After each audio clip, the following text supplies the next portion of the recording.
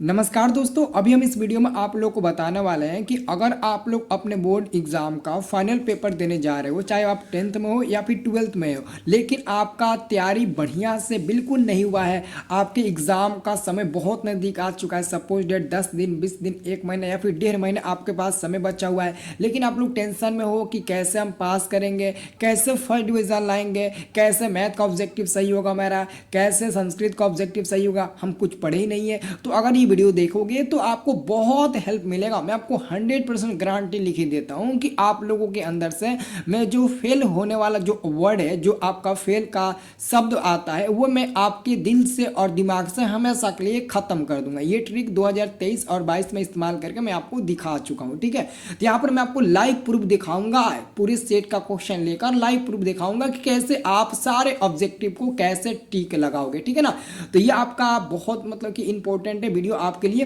तो live proof आपको दिखाएंगे। ऐसा वीडियो आप कहीं भी देखोगे ना, कहीं भी आपको यूट्यूब पर नहीं मिलेगा। एग्जाम में ऑब्जेक्टिव में 100 में 100 ठोकने का जबरदस्त आपको मैं तरीका बता रहा हूं। आपके बोर्ड एग्जाम में 100 को आता है, कितने बोर्ड एग्जाम में 80 को आता है, कितने बोर्ड एग्जाम में 40 को, कितने में 20 को आता है, तो आप सभी देख सकते हो। वेरी इंपॉर्टेंट वीडियो है। ठीक है ना, तो 100% गारंटी देंगे हम। फेल नाम के जो शब्द है ना, उसको हम हटा देंगे आपके दिल और दिमाग से, हमेशा के लिए हटा देंगे। और 100% आपको गारंटी देते हैं कि आपको तुक्का कैसे लगाना है एग्जाम में, हम आपको पूरा बताएंगे अभी कि कैसे आपको पेंट करना है। अगर 100 ऑब्जेक्टिव पूछेगा तो उसमें से 50 आप आसानी से कैसे टिक लगाओगे, ये जबरदस्त आपके लिए ट्रिक है। ओके, तो आपके लिए एक मतलब कि मोटिवेशन शायरी है कि जलने फूकने से कुछ नहीं होगा मेरे दोस्त, तरक्की खुद बता देगी कौन कितना पानी में है।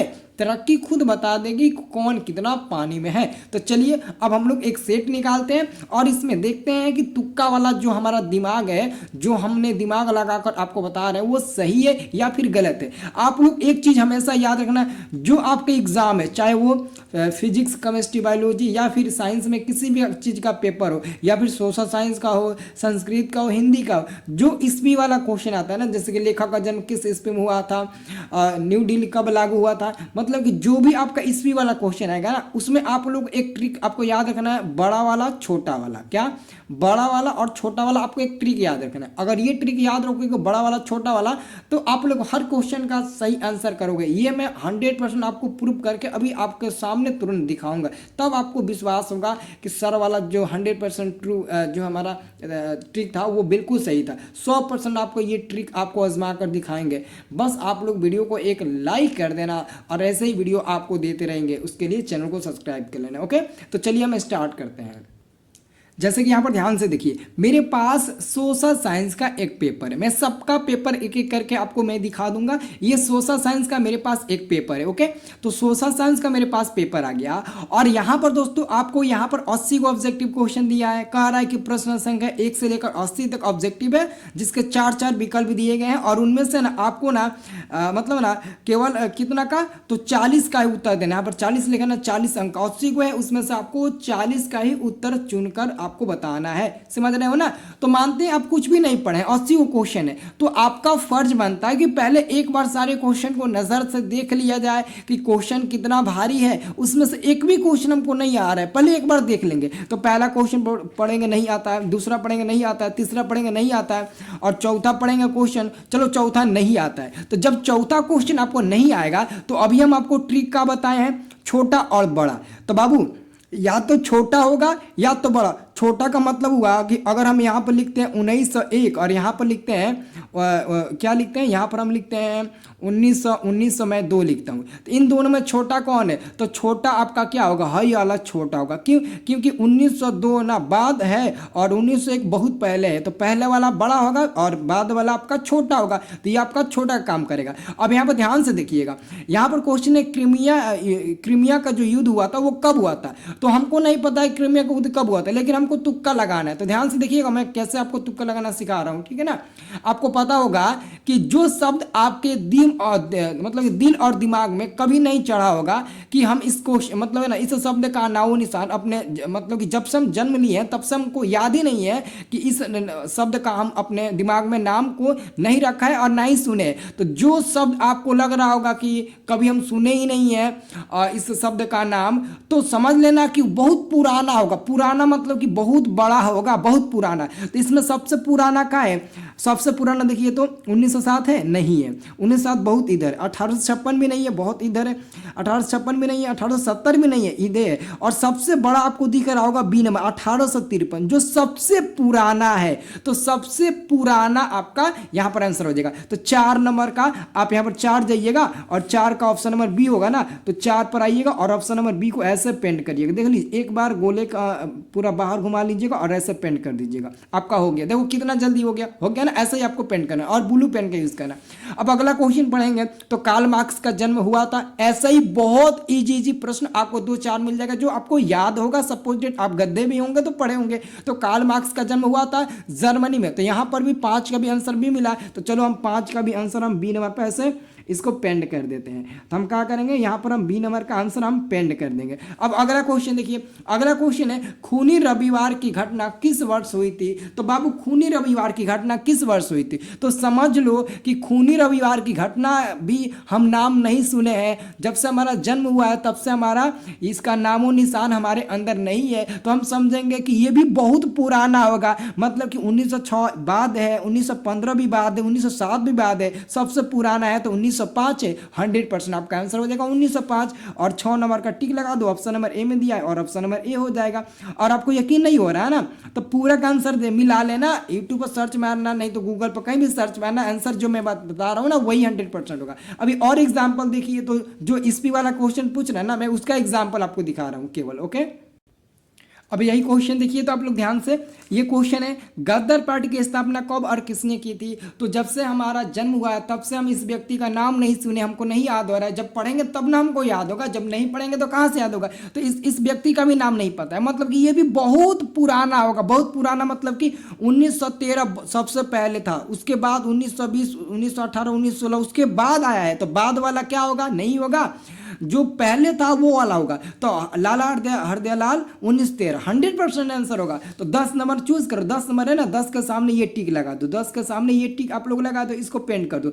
ऐसे ही दोस्तों आप पकड़ते पकड़ते जाएंगे ना 80 तक 100 तक, तो पता है क्या होगा, उसमें से आराम से जब एक राउंड मारेंगे ना तो कम से कम 20 को आपका ऑब्जेक्टिव सही मिल जाएगा। अब बताओ ना, 20 को ऑब्जेक्टिव सही मिल गया, 20 नंबर का प्रैक्टिकल मिल गया। अभी एक हम लोग मतलब कि एक चक्कर लगाए तो दूसरा चक्कर लगाएंगे, फिर तीसरा चक्कर में आस पड़ोस से पूछेंगे। ओके, सब काम करना है। अब और एग्जांपल देखिए, अभी आपका 62 नंबर क्वेश्चन है। 62 नंबर क्वेश्चन कहता है कि भारत में नीति आयोग की स्थापना कब हुई थी। तो ये बताओ कि आप भारत का नाम जानते हो। हाँ जानते हैं, हमारा देश भारत महान है, मतलब कि हम बचपन से ही हम पढ़ते आए हैं कि हमारा देश महान है। वंदे मातरम, जय हिंद, जय भारत, ये हम लोग बचपन से करते आए हैं, मतलब कि 100% ये हमारा बाद होगा।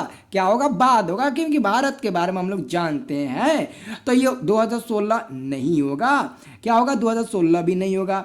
ठीक है, 2000 क्या होगा, 1951 भी नहीं होगा, 1950 भी नहीं होगा, 2015 ईस्वी हो जाएगा। क्या हो जाएगा, 2015 ईस्वी हो जाएगा। तो 62 पर आ जाइए, 62 आइए। ऑप्शन नंबर क्या था, सी नंबर था ना।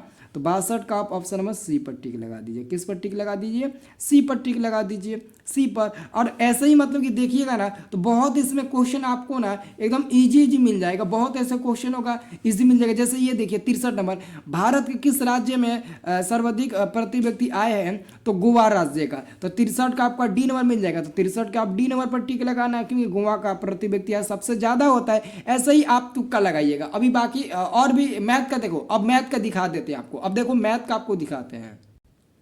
अब आइए दोस्तों हम लोग मैथ की बात कर लेते हैं। तो मैथ में भी आपके पास क्वेश्चन रहेगा ऑब्जेक्टिव और पूछेगा, इसमें आपको बनाना है, जितना आप कहेगा उतना आप लोग बना लोगे। ठीक है, सपोज इसमें 100 को है, 50 को आपको बनाना है। तो ध्यान से देखिए, आपको नहीं पता है लेकिन उसमें से कोई ना कोई एक क्वेश्चन जरूर होगा जो आपको पता होगा। सपोज पहला क्वेश्चन है, निम्नलिखित में कौन सा परिमेय संख्या है, और आपको पता नहीं है कि कौन परिमेय संख्या है। तो ध्यान दीजिएगा, कह रहे कौन परिमेय संख्या है, आपको परिमेय संख्या संख्या बताना है। तो ध्यान से देखिएगा, इसमें मतलब आपको पता नहीं है ना अभी, मतलब कि आपको पता नहीं है, जो कमजोर बच्चों के लिए ये पता नहीं है आपको कौन होगा। तो मैंने क्या बोला था, जो आपको पता नहीं होगा, जिसके बारे में आप जानते भी नहीं होंगे, तो समझ लेना बहुत पहले, बहुत पहले मतलब कि बड़ा बड़ा बड़ा, मतलब कि सबसे बड़ा इसमें दिख रहा है 16/25। तो टी लगा दो सी नंबर पर। पहला का आंसर आपका हो जाएगा सी नंबर, क्या हो जाएगा सी नंबर, बड़ा है तो टिक लगा दो। और दूसरा नंबर क्वेश्चन का आंसर नहीं पता है, इसके लिए कोई ट्रिक नहीं है, इसको छोड़ो। अब तीसरे नंबर में आओ। तीसरे नंबर क्वेश्चन है, निम्नलिखित में कौन अपरिमेय संख्या नहीं है। हमको नहीं पता है इसका आंसर क्या होगा, लेकिन हमको पता आना चाहिए कि जो नहीं पता है मतलब कि बड़ा, बहुत बड़ा, बहुत बड़ा। यहाँ पर आपका बड़ा सबसे दिख रहा है 75 बटे में आपका 48 रूट में है। तो यहाँ पर तीसरा का आंसर डी नंबर पर ठोक देंगे, ठोक दो तीसरा का आंसर डी नंबर। देखो छोटू, ये हम अंतिम चरण के लिए बता रहे हैं, आपका तैयारी नहीं हो पा रहा है, आप टेंशन ले रहे हो।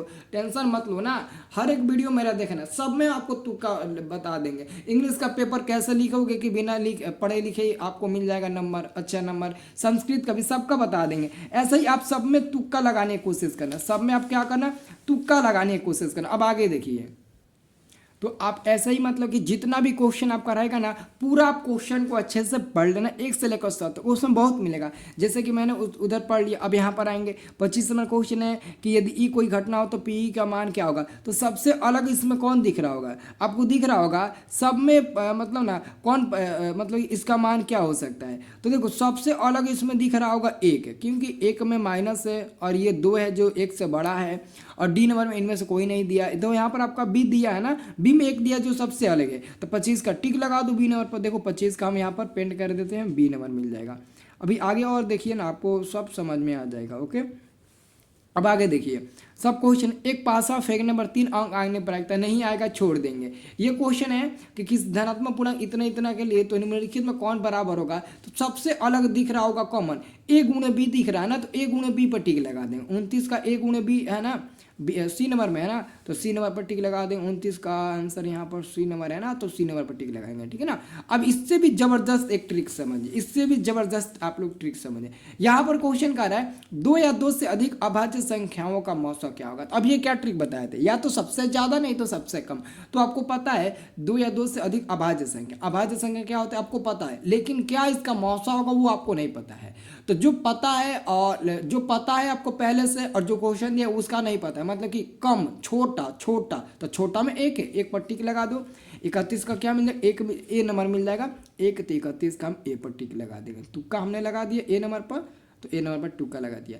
ऐसे करोगे ना तो 100 तक घूमोगे ना तो बहुत क्वेश्चन आपको सही मिलेगा, ठीक है ना, बहुत क्वेश्चन सही मिलेगा। और अभी हम आपको ना इंग्लिशवा का पेपर वाला लिखना बताएंगे, इंग्लिश का आप लोग पेपर कैसे लिख पाओगे, क्योंकि इंग्लिश पढ़े नहीं हो, इसलिए इंग्लिश का पेपर और साथ में आपको संस्कृत का पेपर लिखना सिखाएंगे, संस्कृत का।